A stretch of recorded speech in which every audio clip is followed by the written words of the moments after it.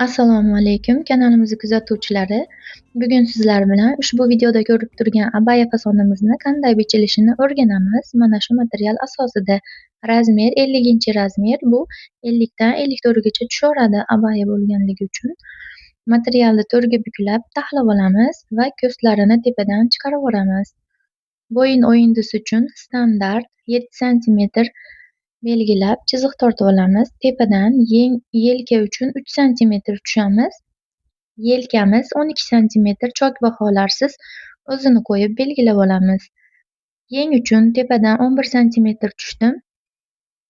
11 ga 50 sm yeng uchun o'zidan chiqqan abaya yengiga 50 sm o'tib, yelka bilan birga to'g'ri chiziq tortib tutashtirib oldim qiyalatib. Bo'yimiz 135 sm qizlar. 135 ga 5 sm chok baho qo'shib olamiz. Ikki tarafga 135 da tushib, to'g'ri chiziq tortib belgilab olamiz. Ko'p holatlarda 5 sm chok baho beraman men bo'yi uchun. Qop kengligimiz 30, 35, 40 gacha qilsak bo'ladi qizlar.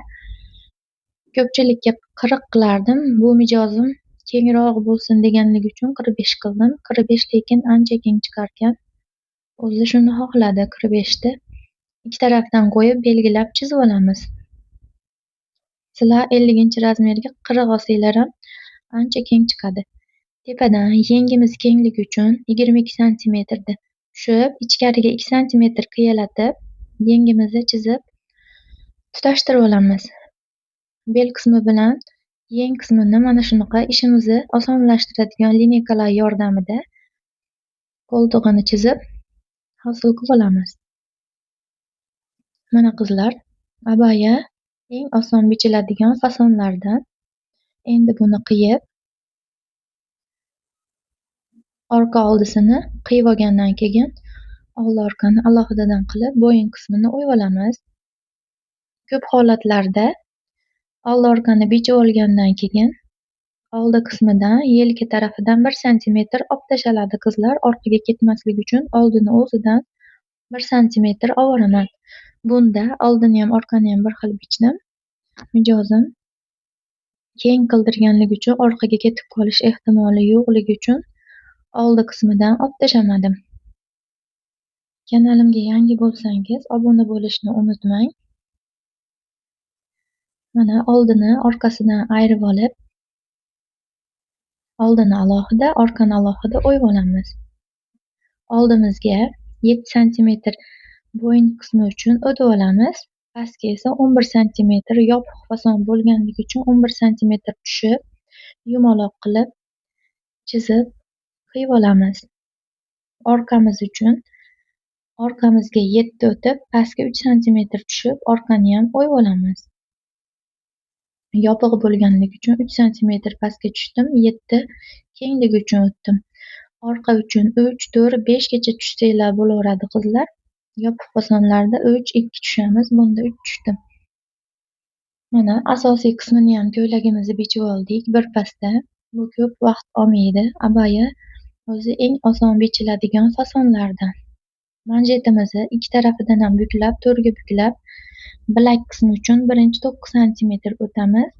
Tepa tarafidan esa 14 sm o'tib, balandligini 17 sm balandlik qilib belgilab, to'g'ri chiziqlar bilan tutashtirib olamiz. Bundan ikkita olamiz, 2 oying uchun. Bizda hozir 1 sm chok bahoga kirib ketsa, 16 sm qoladi. Abayaning yengini 50 ga oldik. Esinglarda bo'lsa, 50 ga 16 ni qo'shsak, 66-65 sm qolyapti. Sababi, biz uzunroq qilganimizning sababi, manjet ulangan joyimizda, videoda ko'rganingizda biroz zborkalar hosil bo'lib, yeng osilib turganida asosiy qismi manjetga yengimiz uzunligi 61, biroz uzunroq qilib, mana 66 oldik. Bundan ikkita oldik. Endi bo'ynimiz uchun aptachkalar yo'q, kosayevka bichib olamiz. 2,5, 2 olsanglar bo'laveradi. Cho'ziladigan material. Men santimetr kenglikda 2 sm qilib oldim. Merda tashqarisidan qiysanglar 2,5 qolaveradi o'zi. Kanalimizga obuna bo'lib qo'ying. Kelasi videolarda qanday tikilishini ham ko'rsatib o'taman. Video oxirida andozasini qoldirdim. Kommentariyada savollaringiz bo'lsa qoldirishingiz mumkin. Imkon qadar javob berishga harakat qilaman. Kelasi videolarda ko'rishguncha Allohga omonat siz.